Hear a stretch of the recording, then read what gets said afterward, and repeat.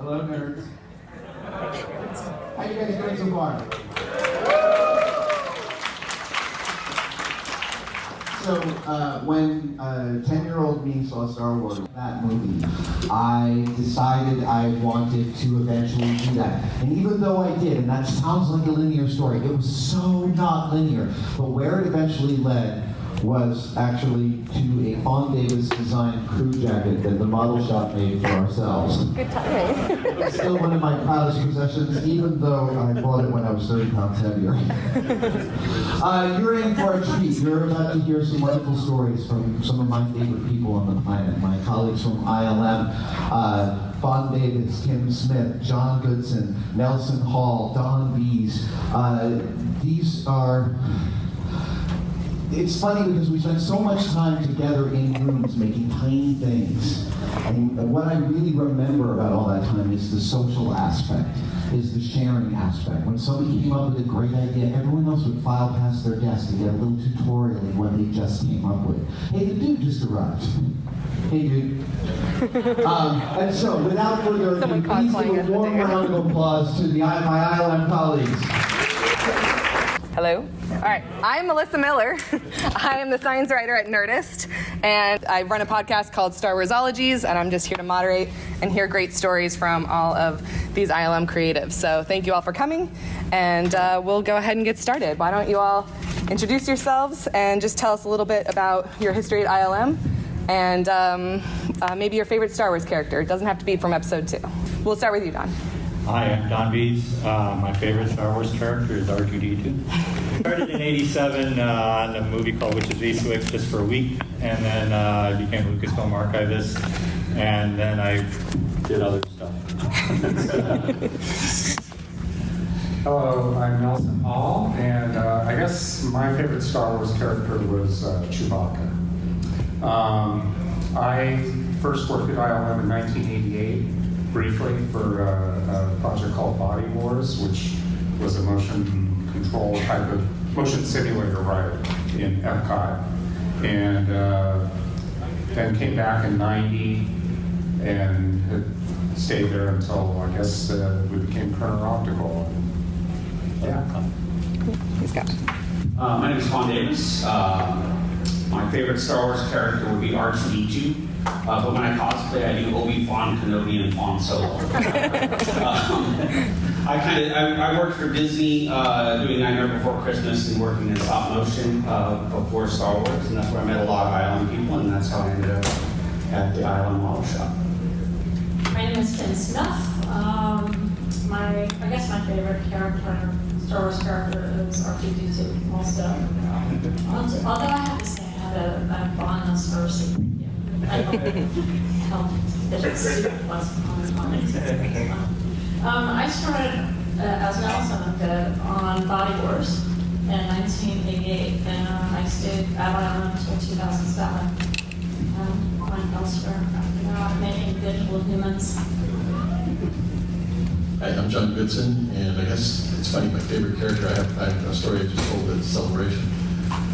I think my favorite character is Darth Vader, just because of the aesthetic. It just looks so cool. But I think we were doing episode 3, and Peter Mayhew was there, and he put on the Chewbacca costume and came out. We did a big group photo, and he came out, and we did this with him in the foreground, and it was amazing. I've been at ILM for a long time, and he walked out in the costume, and Peter Mayhew had that particular walk because of his knees and his height, and it was Chewbacca. It was the real deal. And I was 14 and I'm like, holy crap, it's really him. You know? And it's one of the only moments where I had that sensation of this is real. You know, it was just amazing. So anyway, longer story than you did, but and then what was the other part?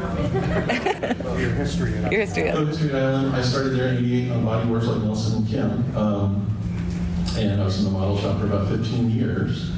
And then transitioned to computer graphics for about another 15 years, and then went back to doing practical stuff for Mandalorian, built the Razor Crest and doing some physical model stuff for him. So my career's kind of gone from model to digital back to model again. So. Great. Okay, I'm mostly just here to go through your stories. We'll start sort of in order with pre-production. We're here sort of to, celebrate 20 years of episode 2, but also, I don't know if anyone's been watching Light and Magic, but there's a line in there that after Jurassic Park, the model shop packed up and went home, and we're here to dispel that myth and fill in those missing years, because as you'll see, there's a lot that happened. So maybe Kim and John can take us a little bit through what pre-production on Attack of the Clones looked like. Well, this is, let's see, I was up at the ranch for 9 months on doing pre-production and design on episode 2. John was there longer. He started before I went. But anyway, Doug Chang, our inveterate leader, made sure that we really enjoyed working there. And so this was a lunch that we had with Ray Harryhausen and Malcolm Corey and the whole art department. So this is one of the great experiences of having worked there, was to, and that wasn't the only lunch. He arranged a lot of interesting meets like that. Yeah, so for the pre-production stuff, I started on Phantom Menace up at the ranch, and Doug Chang asked me to build a model of Anakin's pod, and I kind of did it at night, and then the last 24 hours I was out continuously making this thing. I took it up to the ranch and gave it to him, and I was like, I'm going home. He's like, I have to stay and meet George. I'm like, I don't care about meeting George. He's going to go and go to bed. He's like, I have to stay. And George came in and he looked at the model, and George talked about pod race for about 15 minutes as if he had been there yesterday at Sears Point watching this like it was a NASCAR thing, as if it were real. And I was kind of blown away because it was absolutely real in his head, what he was describing. And so even though I was exhausted, I was absolutely transfixed by it. And we spent on the films, with the art department, we had an art department up at the ranch, and we would do the pre-production stuff, and Doug would do renderings. We had several different artists that would do renderings, and then we would build physical models, and we would meet with George every Friday. He would review the stuff. And that was kind of the progression. And on episode 1, we were all terrified to begin with. There were like 6 of us to start with, and we were all scared to death. And everybody was so anxious all the time. And by episode 2, we kind of calmed down. We kind of got in the routine, and we're back to do it again. And on Fridays, we'd have the meeting with George, and I brought a little Weber grill up there and stuck it on the back porch of the main house. We weren't supposed to have anything like that. And I'd start the fire when I got in the morning, and I'd make ribs. And after George left, we'd have these big barbecue lunch things afterwards. So by episode 2, we were having a really good time doing it. And we'd have these guests it was amazing. We had Sid Mead come and spend the day with us. We had Ray Harryhausen come and spend the day with us, and Ralph was a constant visitor too. So that was kind of where this all would start, was with the art department work. And the Clone Trooper transport here, John, that was one of your... Yeah, that was, started off, we would get a sketch typically that George had approved. And a lot of times the sketch doesn't show you the whole thing, it's one angle. And sometimes Doug would draw stuff that were Escher's things you can't build in the real world. You can draw it, you can't build it. But, so we'd get that sketch, or sometimes it was a verbal description, and you'd go from that. And I'd usually make a really small version of it, like the Republic Cruiser in Phantom Menace, the red ship at the very beginning. The first model of that was about 1.25 inches long, which was really tiny, but it was in scale to a Federation battleship model that I'd done. But it was enough to kind of show it to George and go, are these basic proportions what you're after? He's like, yeah. So from that got extrapolated up to one that was about 22 inches long. And those, once they were done, they were so refined, they were essentially a 3D blueprint. And you could hand that off to the model shop or the stage department. We'd send some of them to the UK, and they'd build full-size pieces from it.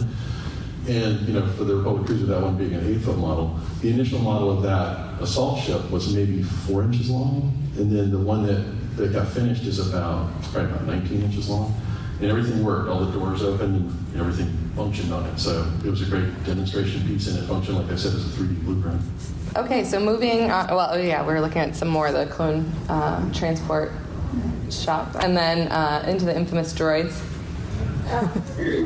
So, by the way, I painted the transport ship. Please.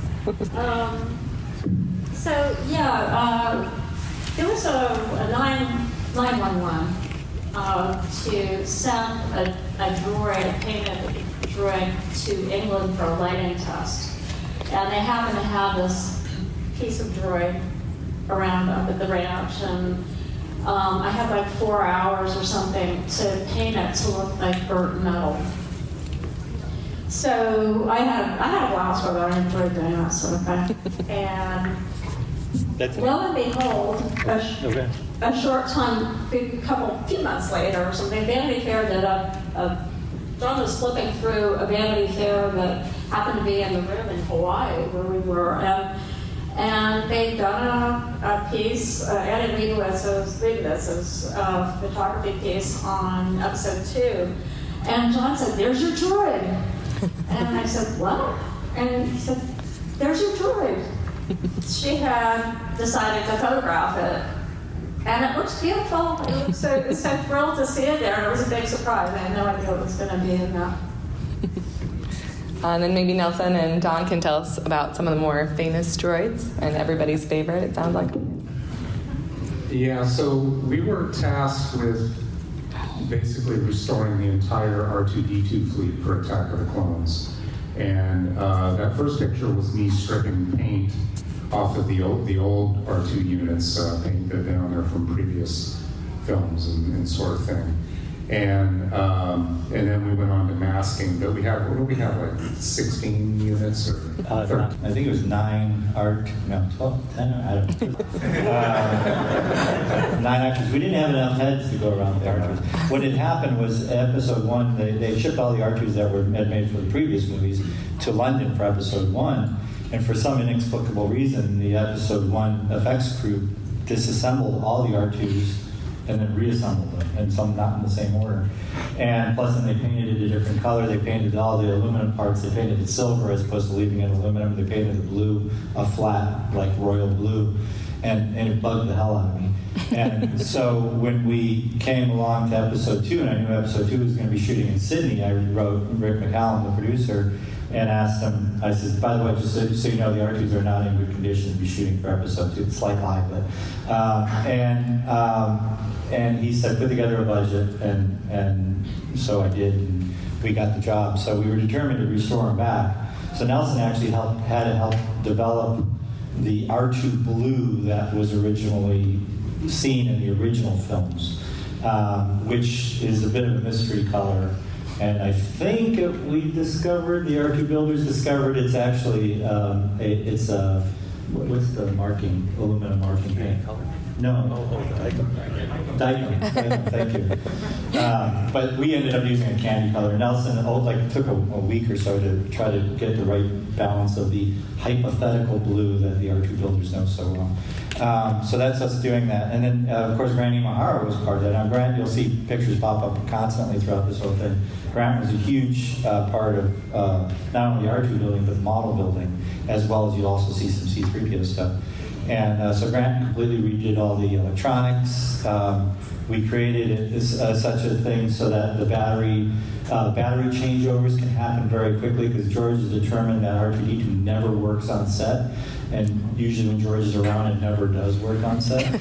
And so we tried to make the downtime as quick as possible. So we made battery packs that we could do a battery change in like 30 seconds.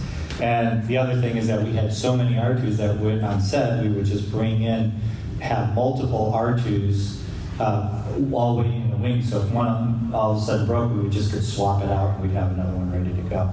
So you can see the other problem that we had with the, Adam covers it in one of his tested videos. There was an optical thing on the original R2s with the different colors of the data readouts, and they were a color wheel.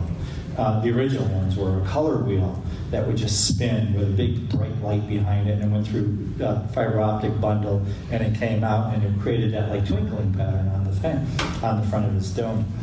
And the problem with that was that it was this rotating motor, and the sound guys hated it because R2 would be sitting there not doing anything, and it just going. And so they'd always ask us to turn it off, and then of course the R2's lights are off for that. So Grant had done for Galaxy Quest, he had created a pulsating light program that made the engines look right on the Galaxy Quest protector. And so he incorporated that, and that became the solid state version. So it's all with LEDs now and everything. So and that was our fleet of R2s. Like I said, we didn't have enough heads. So there's like an R3 head in there, an R4 head, and everything like that. Something you probably couldn't get away with anymore on screen, I guess. All right, and then and then you were on set actually. Yeah, this is. I don't even remember when we did that shot, but we were operating R2s from a distance. Oh yeah, we did R2D2 beneath the dome. We came up with that idea while we were on location, and so R2 bungee jumped. Except he didn't use a bungee, and this was actually at Fox Studios in Sydney. They had a tank and a bungee jump where people could do this. And so it was Ben Burt that came up with the idea, because we would see people bungee jumping all day long. This was right outside the studio in a fairgrounds kind of environment. And Ben Burt said, hey, you should have R2 bungee jump. And it's like, that's a great idea. And so we went out there, and I asked the guys, can we bungee jump? And the guy said, sure. And so we had to make a special R2. We actually created a special R2. No real R2s were harmed in the production. And we went up there, and it was 30 meters, which is roughly, 90-some feet. And it was terrifying. I would never do it. They'd have to push me off. I would never. But I went up there, and I pushed R2 off. And we did it twice with the cord, and then we realized, well, maybe this would be funnier if he didn't have the cord, or the cord would break. Well, I proposed that to the operator of the ride thing, and for business reasons, he didn't want the cord to look like it broke. So we decided to play it like, the cord he forgot to put it on, and he jumped in and that water it was a 12-foot pool underneath you, and it's just there for looks, because wouldn't help you at all. We actually split the head of the R2 open, and you could see the arm broke off of it. This is for, so when you first see C-3PO in episode 2, it was the puppet from episode 1. And you can see some of it on YouTube. The cut scene where Padme finds coverings and puts it on C-3PO. And so we shot all this with Anthony Daniels operating the puppet, which was a bit of an issue, because the puppet wasn't designed for Anthony to originally operate it. Anthony's not as big as Michael Lynch, who operated it on episode 1, who was one of our model maker colleagues. And so we had to make a special harness and everything for him. It was actually based on a Steadicam harness. And so we did all that. And then we were going along at ILM, back at ILM once we got back. And there was a couple of scenes that they wanted we didn't get. And we got Michael in with the puppet and everything to put it on and play the scenes at ILM in front of green screen so they could composite it in. And then at the last minute, John Mill came in and said, George just cut the puppet, and now he's C-3PO in the suit from the moment you see him. So we had to go back. We got Grant Imahara, who happened to play C-3PO for us, and that's the picture on the left is me putting Grant in the costume in front of green screen so that we could composite him in over all the shots with Anthony Daniels as C-3PO. So Grant's actually C-3PO in those scenes, and that's him in the film. You can see him in the film. I especially like this picture, Don, because it looks a little Princess Leia in your stance there, getting the Death Star plans from R2D2. Help me.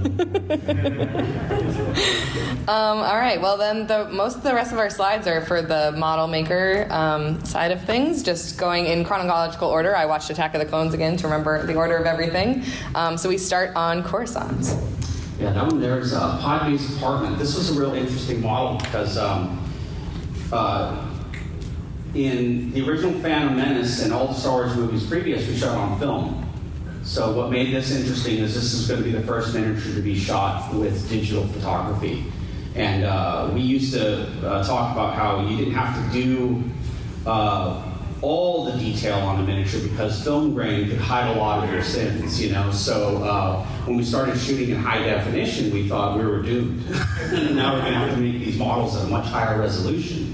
But we didn't have additional budget or time. We still had the same constraints that we always had. So when we did Padme's apartment, this was a real big test for us. And so we finished the model. It was in all these different parts, and we took it out to the stage and we started shooting it. And somehow when we started looking at the footage still looked higher quality than the miniature did in person. And we were kind of baffled by this. We talked to the guys at Sony. They had some people from Sony, because this was an experimental camera, that they were actually there. And they said that the way the CD, she was the chip that collects the light. You got the right audience here. The sensor collects light and it turns color into pixels, or pixels, into little dots of color. And so sometimes if there's something that lays between two pixels, it's just going to approximate it and pick whatever color that fits best, and it's going to just put that in there. So what it was essentially doing is replacing some of the sins on our models that we used to hide in film grain with a really clean, nice pixel. So it actually looked sharper and it looked better quality than both film or how it looked in reality. So it was a very, very pleasant surprise. We were able to just plow forward with the making of the movie and not have to worry about higher resolution models. But that being said, we made much better models for Star Wars than probably any other series, because we knew that they would go out on tour. So they were all kind of museum pieces. Yeah, and then really proud of that moment, actually, because when we shot Padme's apartment, they were supposed to replace the whole top floor with photography from live action for a scene with Anakin and Padme on the balcony.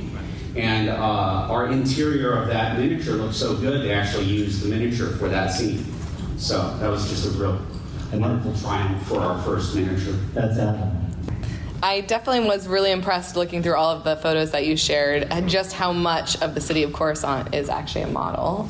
So I'd love to hear more about Dex's Diner there in the background, and just how big of a scale this build was. From anyone. I didn't work on it. Oh. I mean, the models were actually huge. We built a lot of environments. I don't think we built any ships for episode 2, did we? No, it was episode 1 was the last time we built actually ships. But the thing about ILM packing up and going home, the model shop, it was absolutely not true. I mean, we were the busiest from 1993 until roughly 2005. We had over 100 model makers in the model shop working on these films. So there was a lot of work on all these. And you can see they're all lit up there. Again, Grant was one of the people that did so much with the lighting on those. And you did the thing with the jigsaw puzzle. That was I think for the day. That was outdoors. We filmed it out on the slab. It was daytime shots. That was Dex's Diner. Of Dex's Diner, yeah. And I guess there's a little video out there called Jigsaw Puzzle. But I just said to the DP, Pat Sweeney, I said, yeah, pretty much all just goes together like a jigsaw puzzle. And that's what they went with. So. It was like a mini doc that was on the website first, and then it was on the DVD release, and then not on the Blu-ray, but still on the internet. It's out there. It's out there. A lot of the models were buildings, and this was true on Feed from episode 1 and episode 2 as well. There are a lot of models that were built and just reconfigured for different, street scenes and that sort of thing. A lot of the flyover stuff for the chase was all models as well. Yeah, and I noticed in I think both of these pictures, people in their socks, is that they build the ground as well as part of the model, so you just have to be careful when you're on set there. Yeah, most of that is laser cut acrylic, so you didn't want to scratch it up with anything. So. All right. Except Grant, of course, is wearing. Oh yeah, I say that, and then let's see. Okay. Oh yeah, and I put in one from the movie just because that's something I never realized while watching it, just how much. Now, like they actually on location, they actually built the front of the nightclub scene. They actually built part of that as a set, and of course the whole interior was built as a set. But there's actually model shots in the inside as well. Jedi Temple, and then when we're on Camino, I know Fon that you worked on some of the Camino sets, is that right? Yeah, not that scale miniature you're looking at there, but I worked on we broke it down into sections. So Don had one of the hallways, and then I had a straight, like overhead hallway that I had worked on. But we had a curved section, we had a straight section. I was actually on that for a very long time because it broke into individual sections and was connected by what we just called a connector pod. Just kind of come up with weird names while you're working on all this stuff, and then later they name it in books. But this scene here was really challenging because we can only keep things in focus either in the foreground or the background. So what we had to do was shoot the foreground with a piece of black velvet, blocking the whole rest of the miniature. And then we would take away that front piece of miniature and we would shoot everything in the background. So it took a very long time, and then the windows themselves were all vacuum formed plastic, and you probably had about 20 rejects for every one good pull, because if one speck of dust got on it while you were vacuum forming this plastic, it would be ruined. So I remember we spent a lot of time on that. And Ira Keeler did all these amazing patterns. He was like just a master pattern maker. I always loved working with him. One of his favorite lines is he'd say, I'm gonna start off slow and taper down from there. He was definitely one of my mentors when I was working there. It was crazy. If for nothing else, his humor, he was really good. Was his one also the Mark Bucks, I've got 2 speeds on and more on? I like that. Well, and Don, I think you told me one that was, how many people work at ILM? Oh, about half.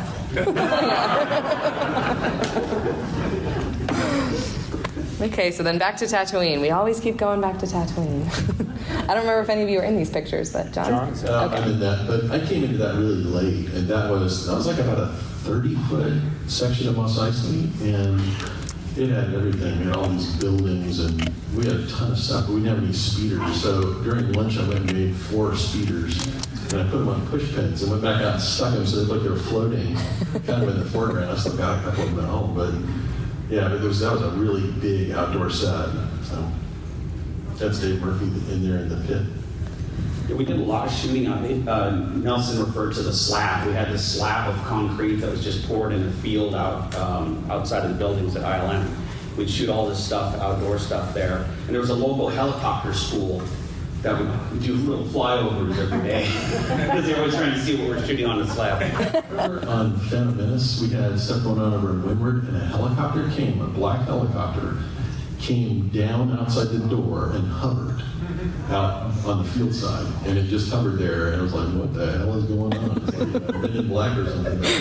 You can see there's a tent back there at night. I don't know if they did it for this set, but it was actually built when we did Theed on episode 1. The tent would cover over it at night so that the model wouldn't get damaged, or if there was rain. Yeah, it had wheels on the bottom so it would just roll out over the model and then roll back. Yeah, I had to use that on one of the Harry Potter movies. We built a big section of the Quidditch field in 3rd scale, and it had actual grass on it. And so we would put that thing over it to protect it. On the weekends, I'd have to go in and water the grass. And it's like, That's great. And then we've got a couple of the Tusken Raider village here. You can see the scale there.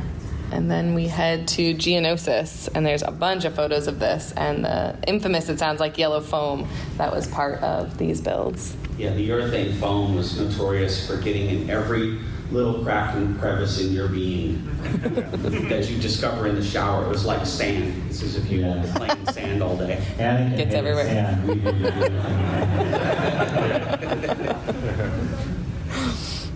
Yeah, these were giant sets. Some of the Droid Factory walls were up to 15 feet tall. They're really, really large-scale miniatures. Those are some of the miniatures that we did end up disposing of, because a lot of this stuff still exists in archives somewhere, but a lot of the Geonosis Droid Factory stuff had to get destroyed because it was so big. So this is a picture of at the ranch where we're doing some sample sculpts for George to buy off on. Okay. That's model maker Mark Buck, who since passed away, but we call it the 3-arch wall. The one unique thing about this was that this was one of the models we were working on when 9/11 happened. And we took, on the back of that model, we wrote what happened and all the people that were working on it. And so we know where we were when 9/11 happened. That's the same model we painted on Spaghetti Master. So what kind of paint? So this is the same shot basically, right? So there's the yellow foam, and then it's covered up. Is the next part of the process? Yeah, the yellow foam would chip away at, and Nelson and Fon could talk more about the technique, but then the painters would. Yeah, we would coat it with a water-based sealer to seal it off, and then we would just paint it, mostly with latex paints. Yeah, it's mostly big latex. pieces. Yeah. I got back from the ranch, but after 9 months up at the ranch doing the concept work with John, came back to the model shop, and I got there in time to help do the paint on the arena set. So yeah, it was mostly latex quantity. I remember we had to seal it first with, as Fon was saying, we used aqua resin, I think it was called. And I think it had kind of something to do with milk. It had like a milk-based. Casey? Yeah, maybe that was it. Casey. Yeah. It was It kind of smelled like milk and white wood. Yeah. Sour. Remember that there's some kind of packaging. The food I remember that. But maybe that's not the same stuff. The food adhesive? Packaging adhesive? It was food grade packaging adhesive. That's what I remember about it. And we were using to seal stuff. I don't know if this was on that or not. We use some weird stuff. Casey, I don't remember that, but I used that. That's one of the oldest types of paint there is. Casey paint. Now, in all that chipping away of the yellow foam, is there any sort of pattern or Easter eggs or anything like that you know of that ended up in the background of any of these? I was over there for a little bit helping out, and I carved the 20th Century Fox logo on the backside of it, and then we kind of thought maybe we should get rid of it, so we cut it. That's not in episode 2 anywhere. Okay. Yeah, and then we get into the arena, which I know some of you at least worked on. And Yeah, I think Nelson? I might have, you and I, Nelson. Yeah, I think you came in on the stage support. I did. Shooting. That was really interesting. It was a really interesting experience to work on that because, and Nelson can contribute to this too, that there was a really fast turnaround on the arena shots because now that we were using video, we could turn around 4 or 5 shots a day. And it was this, I would like to say, it was a cluster something or other to cut apart this thing and stick it all back together again for the next shot. But for me, one of the most interesting things about it was that color on video, the sand that you see in the arena. It was mixed with a color that would have worked had we been using film. But since we're using video, it wasn't showing up properly. It wasn't showing up in video the way you would see it with your eye. So I had to kind of come up quickly with an idea of how to mix up some dry tempera to dress it this weird color so that it would come out looking natural on video. But I just remember we worked long and hard on this set, cutting it apart with a Sawzall, zip screwing it back again, redressing it, fixing chips. Well, in an earlier slide, you saw Michael Lynch, who was the project supervisor, and he very cleverly figured out a way with the maquette. See him a small study model. He's figuring out how to put this thing together, like, pieces of pie, like wedges that you could pull out. I imagine it was much more difficult in reality, but I think the framing was such that you could pull out sections. Yeah, that but was you still right. had to do a triage. Yeah, we did Right. because sometimes the camera had to get into places that weren't accommodated by the pie sectioning, so we'd be sawzalling. I definitely was part of the carpentry crew on this.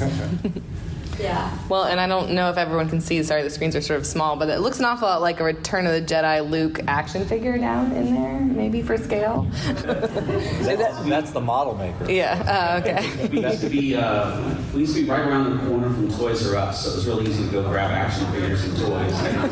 And Fon with a really good collection. I used to The fun thing, we like to have mock-ups or stand-ins for characters at the scale of the miniature. So it was always a fun challenge to go to Toys R Us and see if you could piece together a bunch of existing action figures from whatever to make into characters. And I remember, and we were buying stuff now from Phantom Menace that we could throw into pack of phones for some of these. So I got, R2-D2 and Obi-Wan, those are pretty straightforward, but I made one of the Kaminoans out of mostly hot glue holding together pieces of other action figures. I remember that was one of the scarier ones.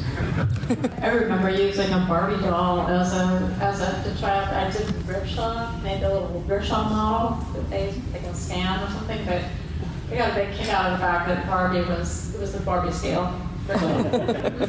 If you go back 2 or 3, Yeah. I was just going to point out that there in the foreground, the green T-shirt is Tori Belleci from Mythbusters, and he worked with us as well.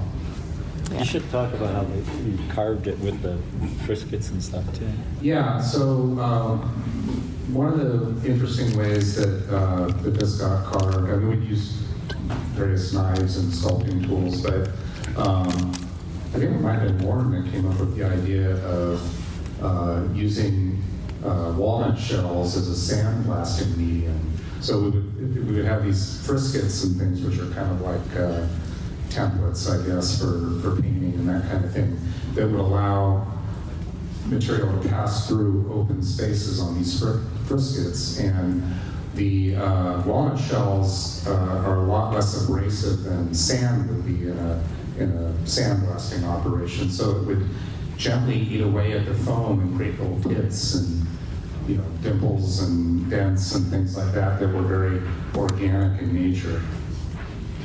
So maybe Anakin wouldn't hate walnut shells as much as he hates. He actually used walnut shells as stand on the set too. Oh, that's coming up, yeah. So you could stand on I was going to say, though, in addition to the urethane particles that were in your eyes, then you'd have this taste of walnut shells in your mouth because that was being aerated throughout those.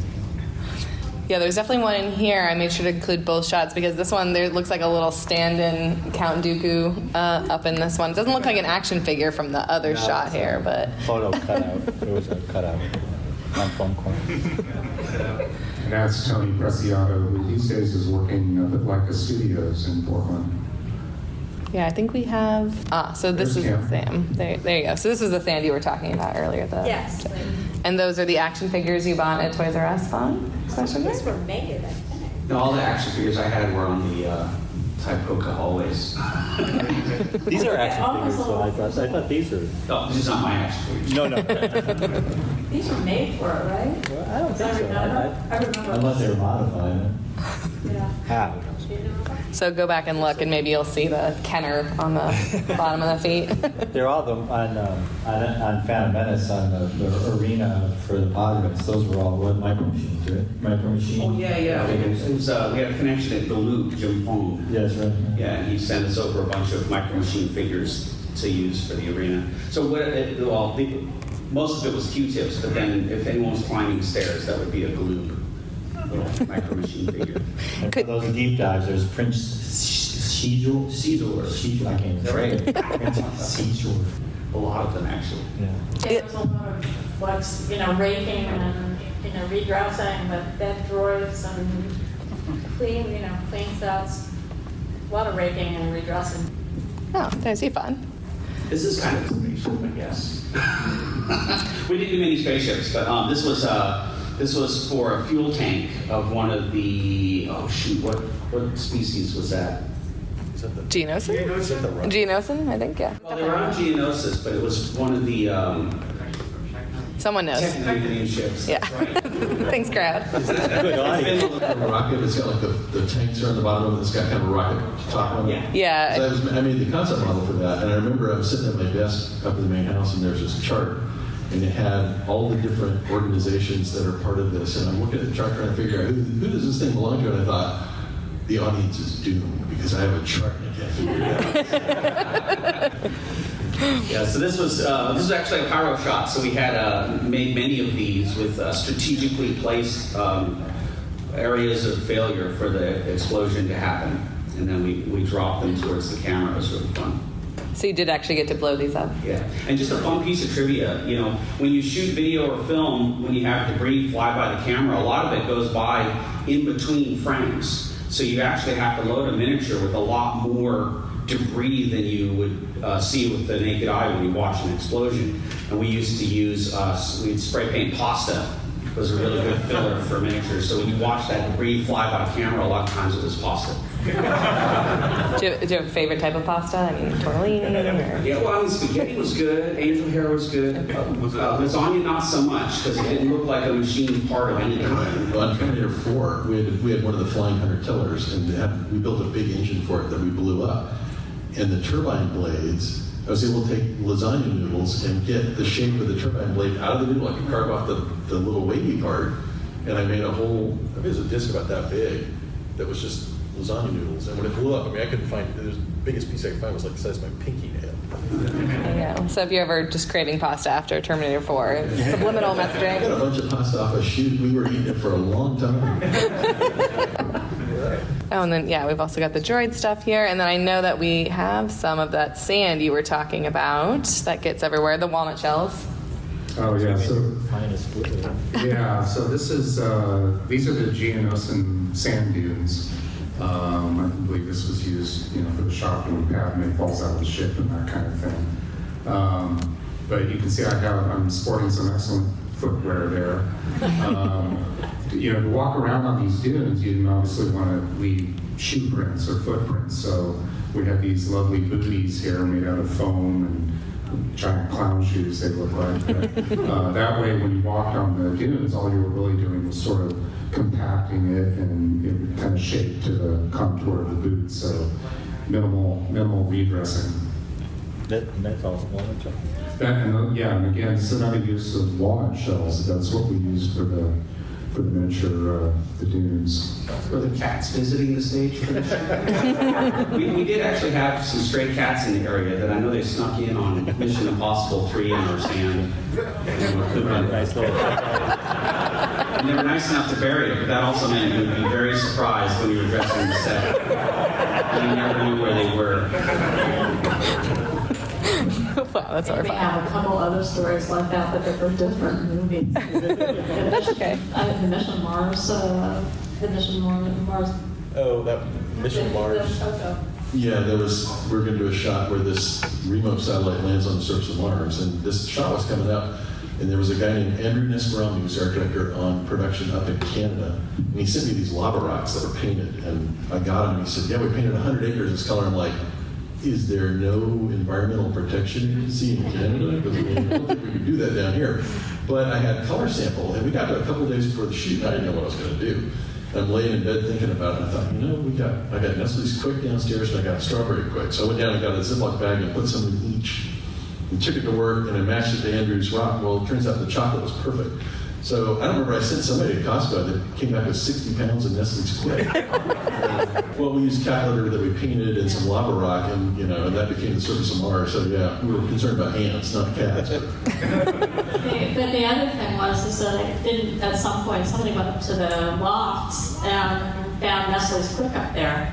So we had saved the leftovers from the surface of Mars and put it back into these Nestle's Quick containers. And somebody tried to drink it. Oh, no. Somebody brought one down from the loft into the kitchen. Yeah. Well, this cocoa is full of cat litter. And it had been outside, so who knows, those cats may have been on Mars. It was just the crunchy style version. That's horrifying. All right, There are so many stories. Well, I think these are our last pictures of concept and models here of the secret room. I think this is when... The secret, hangar or something. I think it's one of the last models we built, last model I worked on. That's Melanie, there's Brent again. Kind of looks like a model in the film. Oh, well then, so that's the end of at least the models and stuff like that. But just in terms of being at ILM, this is a not photoshopped picture of Don Bies in the background. If you blink, you missed it. There's a thing that actually happened in ILM a lot. Was we called it well, there's the body parts club where people needed to be a hand. No, this is the hands of Marty McFly in Back to the Future 3. Not to mention Fire in the Sky. That's a whole other story. So a lot of times, sometimes you get to be, in the green screen shoots and everything. This is actually on first unit, so I got to be part of the Outlander Club, I think it's called, and I'm checking out Obi-Wan's lightsaber. So is the Outlander Club when your whole body appears on screen or your face? I just walk by and I blink. If you blink, you miss it. I had this whole character thing where I thought, these two guys walk in, one of them's got a lightsaber, I better look at it. And I looked down, and then Ben Bird, that was during the shooting, and then Ben Bird, who was editing it, saw me. He says, "You looked at the camera." I said, "No, I didn't. I'm looking at his lightsaber because they're coming." And I had this whole character. And he goes, "Well, I can't use the shot now. You looked at the camera." I said, "I did look at the camera." So that's all you see. I have like 6 frames in the film. So. John, you're somewhere in the arena, is that right? As a Jedi? They shot John Duncan and me as Jedi walking. I don't know where it wound up, or even if it wound up in the film, but we got dressed up as Jedi for a day. Rat tails and all? So, you know that John has stood in for Samuel Jackson also. He really did. Of course. Well, I always think of when I see John. I was an extra too. Yeah, I got the call from wardrobe, and they're like, "We need you to come over." I'm like, "What do you want?" They go, "We need you to wear Samuel Jackson's costume." And I'm like, "Okay, but we're different." And so I get what it was an over-the-shoulder shot. I was the right size for the costume. But yeah, I was perplexed when I got the call. Other body parts or anything that made it into episode 2 or any of the other films? We did a lot of extra stuff. Yeah, over the years, I played a fleeing pixel, usually running as the planet blew up or whatever it was, And then strangely, and this is a digital thing, but when I was working, doing digital work, and there was a movie that came out with Mark Wahlberg, and it was about the oil rig that blew up out in the Gulf. I can't remember the name of it. Well, the costume for the guy who was the crane operator. So they have me put the costume on, and I go down to the stage, and they do the whole thing where you're in the T-pose. They take all the pictures all the way around. And what it was reference for the costume that they were sending to an outside vendor to make the costume. I don't know, about 6 weeks later, I get this call. They're like, "You need to come over and look at something." I'm like, "All right," I go over to look, and it's a digital model of the costume. I'm looking at it, and they're like, "Yeah, but look at who's in it." And they modeled me. Not the actor. So I'm like, okay. So they beat me up. So I'm the guy that gets killed all over that rig. Digital model me, and then I went as a Marine in Transformers 4. So I'm getting, I'd like stunt pay or something since you guys are using me to die. I get a nickel for that. Yeah, give Sean Bean a run for his money and a number of characters who get killed off. How about you, Kim? You said that you ended up on screen. I've just been, we all got dressed up as sort of, we all look like elves or hobbits or something for some of the arena scenes. But I remember Ira Keeler, one of our favorite model makers, who was it you, Nelson, Don talked about what a great pattern maker it was. And he was a funny guy. He used to smoke a pipe and everything. But with a name like Ira Keeler, when you dressed him up in these elfin costumes, Melanie Wales called him Ira Keebler, which was perfect. He looked like a Keebler. How about you, Fon? Oh yeah, we got to. Yeah, it was fun. That was one of those things you look forward to when they had those shoots, because they would just need scenes with lots of people in them. You could almost never see any of us, but we kind of knew we were one of those people in those crowds and stuff. But we did Mos Esper Arena. There was the celebration at the end of Return of the Jedi Special Edition. Actually got to be in that one 3 times, along with everyone else who was there that day, because they didn't have enough people for the whole crowd. So they dressed us up 3 times to be the 3 different sections of the crowd. On a Senate page, so same thing on a couple pixels at the bottom of the Senate there somewhere at the Senate page. It was all that kind of stuff. It was always fun. It was always fun to get into the costumes mainly. Yeah. Well, Don already mentioned the hands of Marty McFly in Back to the Future 3. Also, those are the scenes where he's holding up the Polaroid and time is changing and the gravestone is altering. D.B. Sweeney double for Fire in the Sky during the Alien operating sequence. Don and I did a bunch of stuff in special editions. We're all over that. Yeah.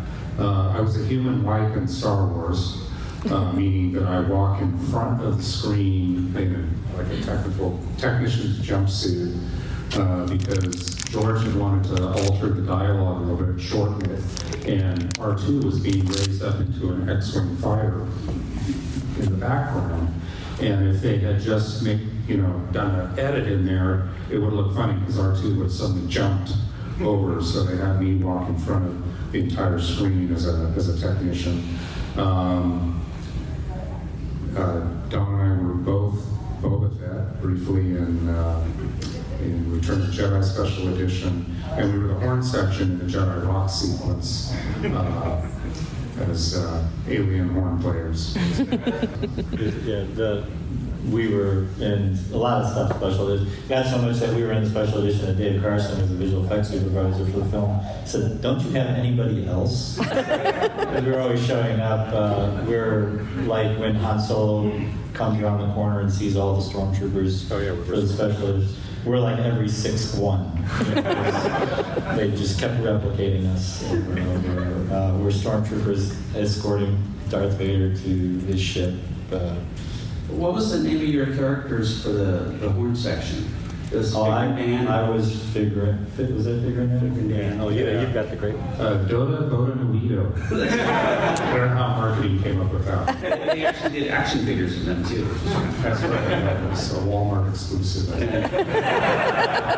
The three of us got to do the modal notes from the cantina. Right, for the DK book. For the DK book, yeah. We only had one costume and one mask, so we just kept on sharing it. So had to make a positive all of us together. So you talk about action figures. One of our sculptors, Danny Wagner, made a special action figure of the painted Q-tips that were used in the arenas in episode 1. Mos Espa Arena spectators. They're just Q-tips in these nice Star Wars packaging. So that my set. I think there's just a few more slides here, Don, of you being on set. If you want to talk a little bit about your first unit work. No, yeah, these are just some of the call sheets. I think the one on the left, the yellow one, that was our first day of shooting. So it's the third day of actual shooting. It was the first day that R2 and C-3PO were on the set. And then the one on the right was our last day of shooting, which was a pickup that happened to be shot on my birthday. That was, the one on the left was in Sydney, Australia. We shot for 2.5 months there, then we went on location for a month to Italy, Tunisia, and London. And then we came back the following April, or March and April, and shot more pickup stuff. And that's the stuff like the droid factory of Padme dodging all the machinery, and R2 and C-3PO actually at the wedding of Anakin and Padme, which was shot in Italy, but then R2 and 3PO were shot on the last day of shooting. So these are just the call sheets. And Jack was the name of the production company that they put together for Star Wars, and that was made up of George's children's kids' names. It's Jet, Amanda, Katie. Yeah, and we will open it up for audience Q&A in a few minutes here. We have till 2:50, so come up with some questions if you want. If you have other, favorite episode 2 memories, I'd love to hear them. Otherwise, we can talk a little bit more about just the life at ILM. John? I just remember the droid factory. I think I was overseeing building these 4 towers that were kind of out in the space in there. They were like 8 or 9 feet long, and trying to come up with stuff to put on them that's interesting. And I'm getting ready for work one morning, and I look over at my trash can in the bathroom, and I'm like, "Yep." I took it to work, drilled a hole in it, and it became part of one of those towers. That's great. We did try to throw some, silly stuff in there. I remember in episode 1 when one of the pod racers goes to the pit stop, Steve Walton painted a glue bottle, and it's there. You just got to look for it, but it's there. Totally out of scale, but there's a glue bottle there painted all aged like everything else. So it just looks like junk along the side, but there's a glue bottle there. Well, and we've got some R2s and other droids up here. That's the droid builders is really something that came out of a bunch of you just sort of goofing around at ILM. Is that right? Yeah, there was we a bunch of us had the great opportunity to work on the R2D2s there at ILM, and also it's a lot of us our favorite character from the movies, as you've heard. So when we were working on them, we weren't allowed to actually take any molds or castings from the movie, but we decided there was about 10 of us that were going to build our own astromechs. And it only took about 20 years. We just recently And I never made one. Adam was the first one. Yeah, Adam took a month off and finished his. He took a month off from Mythbusters. And You just finished yours recently. Yeah, that was the 20-year. Yeah. Self Green had just finished, and Billy Brooks just finished. Yeah. And I think John Duncan's might be John pretty close finished to a while ago. Yeah. But so out of the group, I think only about 5 I never finished mine, but John Duncan's can actually do the 3rd foot deployment. Oh, which is pretty cool. That is pretty cool. Yeah. I remember when Adam finished his, we actually all lost momentum because we saw what it would take to actually finish an RPG. I remember he brought it out to your shop, and I remember he rented a van to transport the thing. He brought it out, and he was like, "This is my happy machine." It is true, when you have an R2D2 in your office or your living room or whatever, it is a happiness machine. But then also from what you've told me other times, it was sort of frowned upon to be too out of a Star Wars fan when you were at ILM. Was that sort of before work began on the prequels? Yeah, there was a reputation that fans had made at ILM that were not great. So there were some people that would lose their composure around George Lucas or get so overwhelmed around Star Wars things that they might take something home that they shouldn't. It wasn't that common, but that would definitely leave a mark. So when you were working there, you had to, it's not that you couldn't be a fan so much as you just had to keep a certain level of professionality and not nerd out too much. So you would always be very, very aware of like how you talked around people at ILM. And then we'd go out to lunch and we'd all nerd out. I know of at least one person that wasn't hired because they were too much of a fan. Right, yeah, it did happen. So it was definitely like practice there too. Well, I remember in the art department, Mike Renee he just got so excited one day, and George came in for the meeting, and Mike goes, "We love you," and he ran out of the room.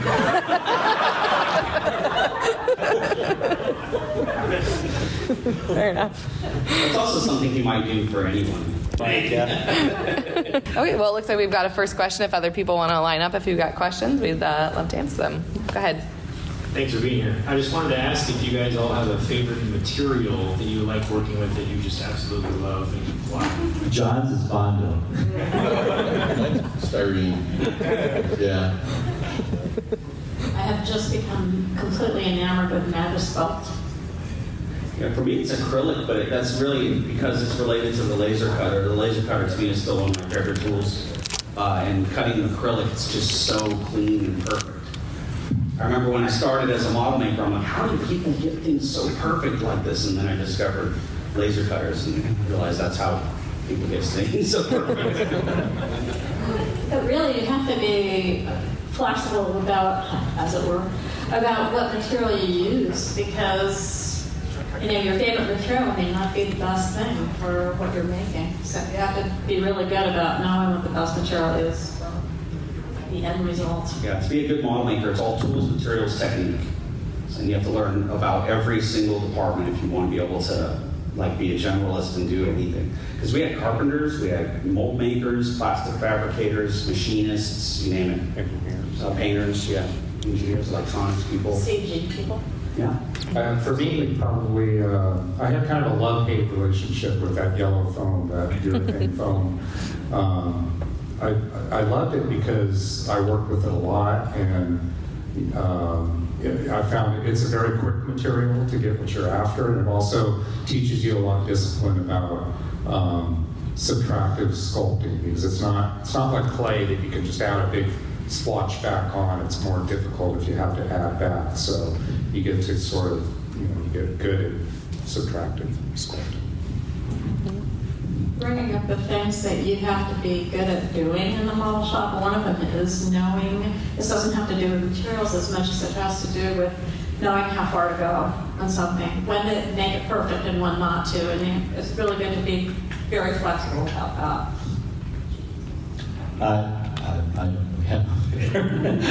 I like 3D printing. I used to always accuse you of being wood. Yeah.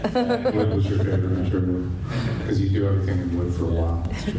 Before we get to the next question, Fon, I know you have to run at some point. It's 2:35, so just so you know. Okay. But if you want to pitch your next panel, if anyone's got more, wants to hear more from Fon. Oh yeah, so I'm just going to share some of the practical special effects tricks that we use in movies that you can do in your garage. So it's special effects for indie filmmakers or just hobbyists. So that's at 3 p.m. in 210C, which is just down the hall. But next question. Hello, thank you for being here and for all the wonderful work that you guys do on just everything, Star Wars to everything that ILM does. My question for you is, as an aspiring filmmaker currently studying at UCSC, what would be great routes to get into the industry more professionally? Are there any good internships that I could look out for and maybe try and get into? As a filmmaker or as a model maker? As both, filmmaking and model making. Well, there happens to be a guy that has a company called Fonco that's always looking for people. That is absolutely true. We are always looking for people. Yeah, it's just like any other job, I'd say. You know, you apply, you try to build a good portfolio of your work. You will have to figure out where. And filmmaking is a very broad term. So it's like there's a lot of different departments, and knowing what department you want to work in, what interests you most is definitely how you want to gear your career. And then just be persistent, because it's going to take a while to get your footing, for sure. But it is absolutely possible. We've all done it. Yeah, it's definitely different now. But as far as filmmaking, I mean, just do it. Just you've got a camera right there. Just make a movie. That's the only way you get the exposure. Yeah. Wonderful. Thank you very much. Thank you. Hi, excuse me. I was just wondering, you know how you said sometimes you have people running around with real life stuff that you turn into Star Wars models? So, what's the story behind Wilbur Hood? That dude from episode 5 of the ice cream machine? Wait, why is he holding an ice cream machine? Like, was he instructed to hold something and make it look like it was from Star Wars, or what? Because I saw a video on it, but they didn't really explain why he was holding an ice cream machine, or even if it was an ice cream machine to begin with. Sometimes you grab stuff that looks kind of sci-fi-ish. You see it all the time. Like the Jedi's communicated with a lady's razor. There were a lot of pen caps and Imperial uniforms. I mean, it's all over the place. The original lightsaber was a flash handle for Luke Skywalker and Darth Vader, and Obi-Wan's was a combination of found stuff at an aviation, where was it? I think it's a combination of. Yeah, it's like a sink faucet and a grenade handle. Yeah, kid bashing is also very popular. So there's no kind of rhyme or reason behind it, just that it looks kind of high tech. So probably someone's looked at an ice cream maker, didn't know what it was, and says, that looks like something someone would carry around Bespin. And so that was that. Yeah, I don't think anybody expected anybody to identify all this stuff. and that maybe the guy was just a fan of ice cream. I'm just wondering where the guy who played Wilbur Hood is today. Is it all right? Yeah. I'm surprised he's not doing the convention circuit. I know. Well, especially at Celebration. I don't know if you saw while we were there. They have the run. There's like dozens of people who dress up in that and run around the convention all together. It is a iconic thing now. And the Mandalorian came up with a whole. I thought that was what the ice cream maker is. That's why he was running, because he had money in it. Yeah, it's a Cantono now, and you can buy it at Disneyland, but it's a little mini safe. So they came up with a whole backstory for the ice cream makers. Oh, okay. Yeah. Oh, so that's what it was. It's pretty cool. Right, came up with that later. Right. That's definitely just a fan. That's fan service. I feel like from the Mandalorian team, which I'm all for. So. Yeah, maybe in 20 years they'll come over and for Gene's guy too. Yeah. Right. Yeah. Exactly. It was just hot in Tunisia, I assume. So thank you. Hey, have a great day. Hey, I just have a quick question. On the sets or models that you guys build, did you guys ever go back and buy toys or Lego sets of that? And if so, what are your favorites?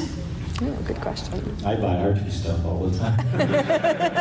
Yeah, I tried to limit myself to only toys. I'm a toy addict for sure, to answer the question. But I tried to limit myself to only franchises that I worked on. But unfortunately, when you work at ILM, you end up working on all the franchises, so there are very few toys that I have. They've kind of taken over my studio. Yeah, I buy some of the kits. I bought the Razor Crest kit because I built the one that was on the show, and now it's really funny to be able to buy the model kit. That's great. Hello, thank you for coming today. I feel like today was, this talk was very inspirational and all the different innovative things that you've worked on. I'm assuming these are things that you did not learn in school. So for me, for the younger kids here, what, if you have any university education, what was your degree? You know, I'm assuming somebody was an architect, maybe? Yeah. A lot of the model makers were actually came from industrial design school. Okay. And when you start when you dig into industrial design, it is a lot of tools, materials, techniques, and things that we then later learned from all of them that learned it in industrial design. I come from a fine arts background. I have a fine arts degree. Mm-hmm. So my dad was an illustrator, and I just felt like, making models for movies is like illustration over time. Right. So it's continuation of the same thing. What about the rest of you in terms of your background and how you ended up in ILM? When the original Star Wars movies came out, the Art of Star Wars books came out, and in the back of that, they had some basic bio information on people, and it seemed like people were primarily either architecture or industrial design. And the closest I could get was a product design program at NC State, so I did that with the objective of trying to get a job in the industry. And then a friend of mine in high school got hired in the creature shop, and I came out to visit him for 5 weeks, and that was back during Star Trek IV and Inner Space, and met a lot of people. And I wound up getting a job in the model shop, but I worked in a body shop, I worked around some machine tools. I knew where I was trying to go, and so all those things kind of helped with the model shop. And then the model shop itself, once you get there, one of the things that was really great about the model shop was people were very generous about what they knew or what they might discover, like Adam was talking about that, I think. And so there was a lot of sharing and a lot of cooperative learning, and so we all learned to get things to this point where they had the look, and that was something that we all learned from each other. It was great. I was an art major, sculpture emphasis, but to your point, when I was lucky enough to get into ILM and did about a year as a production assistant in the model shop before I did a whole lot of hands-on stuff, and that was my education. Just seeing, all these wizards and these amazing people that had so much creativity and knowledge, and just observing techniques and going out and buying them their materials and occasionally being asked to help and that sort of thing. So that I was lucky in that regard. I was able to really get an education right there. I had wanted to be a sculptor for Disney when I lived in LA, and I contacted them about doing that, and they said, "Oh no, we do not allow women to sculpt at Disney." What year was it? It was 2002.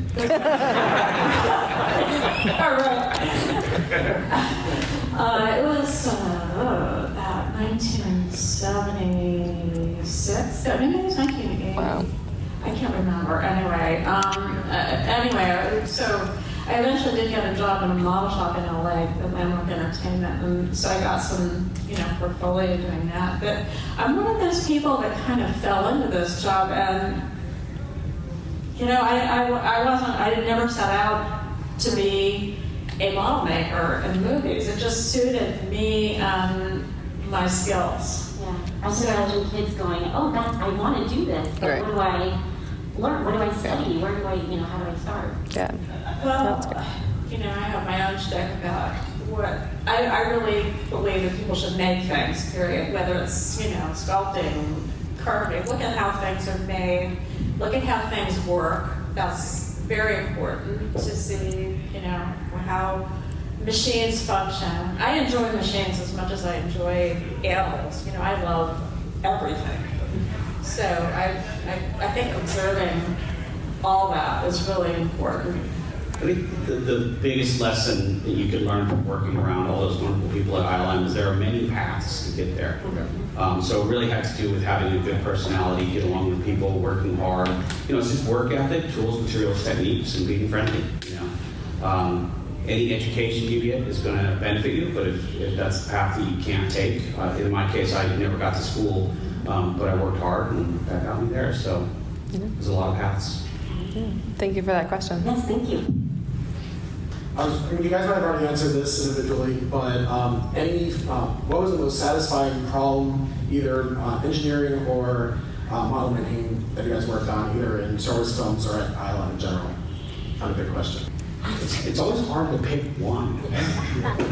We were on so many movies, like dozens of movies, and every movie had its own challenges and its own wonderful designs, and just None of them still haunt any of you? You don't still have stress dreams about any one particular thing? John looks like he does. Well, I used to have stress dreams. This was a weird thing. We were doing Star Trek movies, the Star Wars movies, and I was supervisor for some of the Star Trek stuff. I would dream that the Enterprise was in bed with me. And it was this thing, it was like, I can't move, because if I move, I will break it. And so it was this thing of spending the entire night terrified to move at all. And I don't know what the hell that's all about, but I would have that dream regularly. I had it with the Moff Gideon's cruiser, actually. But the thing that was really interesting about the model shop, my favorite part about it was the problem solving. And there's so much problem solving, because somebody comes in with some wild thing that nobody's ever seen before, and you're supposed to put a number on it, so you're supposed to bid it. And Steve Golly, I tell the story all the time, Steve Golly, who's one of the original model makers who started in '75, used to use the term swag for scientific wild-ass guess, because that is what you were applying. We did something like that, but I don't know about this, but I think maybe we could do that in about 2 weeks if we can figure it out. So it was all about problem solving. That's the best part of the job. Yeah, the schedules and the budgets are probably the most complicated things to deal with. The technical stuff, you have a process. You test things, you talk to the brain trust, and you figure it out. Well, this has been said so many times, that there was never a problem we couldn't solve. Somebody had a way to do it. If you didn't know, it's like you go to Warren Peterson. Warren, what did you think? How do you think? So there was always somebody in the room somewhere that you can go to. So I think there was just this great group mindset, but probably the most stress-inducing was making sure you hit the budget. It's probably the only thing.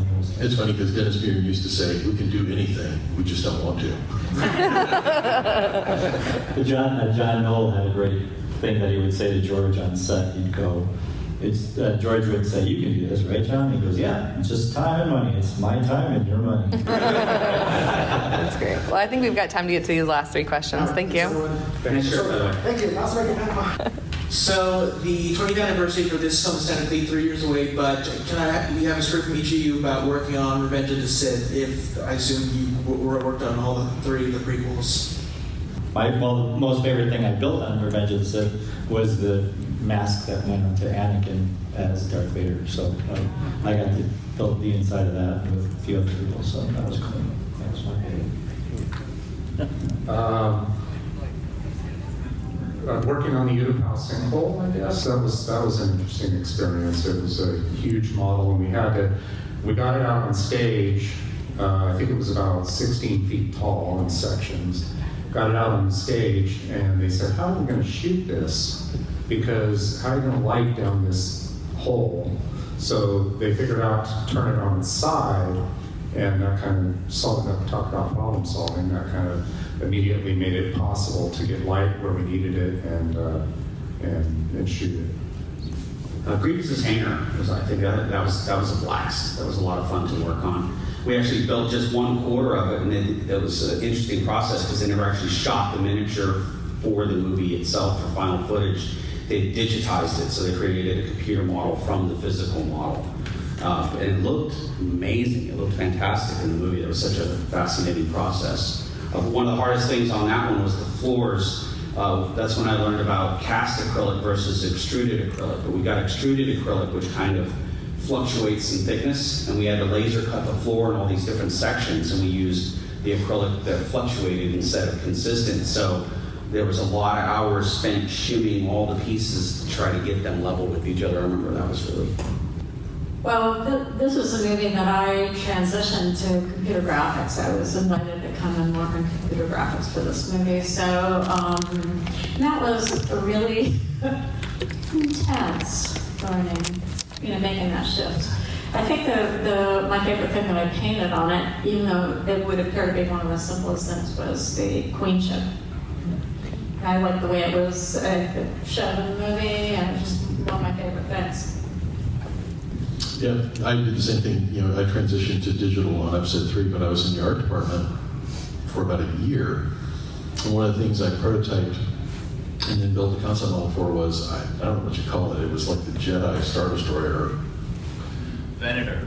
Okay, Thank you, Greg. So the model of that was about 5 inches long, and then I built a bigger one that was about 2 feet long, and George approved that. And then I wound up, after transitioning into digital, working on painting that thing. So that was kind of an interesting experience to go from the conceptual end of it and then execution of it in the digital end. So kind of a broad spectrum experience. Yeah, thanks for that. Hi, my name's Caleb. I was wondering if you could tell us your favorite moment for working in Star Wars. God, again, it's really hard to get a favorite moment. We were on those movies for like a decade. Yeah. Yeah. It's.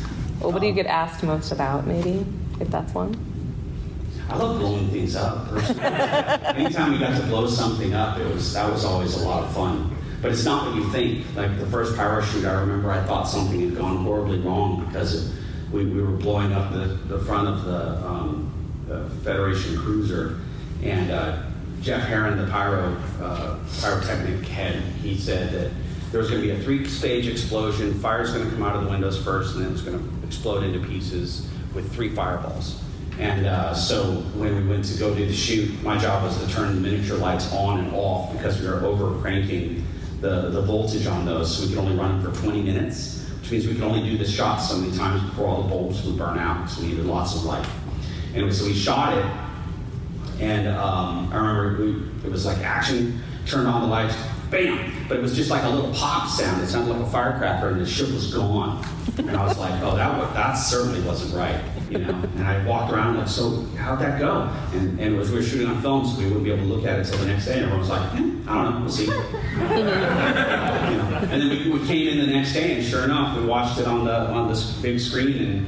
And when you shoot high speed, you get all that stuff that happens in that little pop sound. And there was a fire coming out of the windows and a 3-stage explosion, and it broke apart. It was beautiful. But that was always the most fascinating and fun part, I think, about working there, is blowing stuff up.